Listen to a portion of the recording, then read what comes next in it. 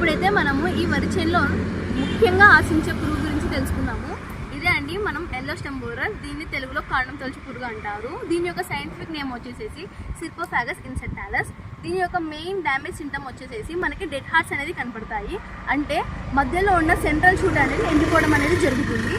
తర్వాత ఈ ప్యానికల్ స్టేజ్లోకి వచ్చినాక మనకి వైట్ ఇయర్స్ అనేది ప్రొడ్యూస్ చేస్తుంది. ఈ వైట్ ఇయర్స్ అంటే ఏం లేదండి, మనకి లోపల గింజ అనేది ఏర్పడదు. దీన్నే వైట్ ఇయర్స్ అని అంటాము. ఇదే అండి మన స్టెమ్ బోరర్ యొక్క ప్రధాన లక్షణాలు. తర్వాత మనం దీని నివారణ కోసం మనం వివిధ రకాలైన పెస్టిసైడ్స్ అనేది వాడతాము. మనము ఫ్లూబెండయామైడ్ అనేది 0.2 ml లీటర్కి కలుపుకొని పిచికారీ అనేది చేసుకోవాలి. తర్వాత క్యాప్టన్ హైడ్రోక్లోరైడ్ అనేది మనము ఒక 10 kg ఒక ఎకరానికి అనేది పిచికారీ అనేది చేసుకోవాలి. మనం బయో కంట్రోల్ ఏజెంట్స్ కూడా వాడచ్చు. ట్రైకోగ్రామా జపోనికమ్ అది మనం విడుదల అనేది చేసుకోవచ్చు. తర్వాత మనము ఇంకా లైట్ ట్రాప్స్ అనేది ఫిక్స్ చేసుకోవచ్చు. దీనివల్ల మనం పెస్ట్ కంట్రోల్ అనేది మనము ఎంత ఉందని ఎస్టిమేట్ చేయొచ్చు.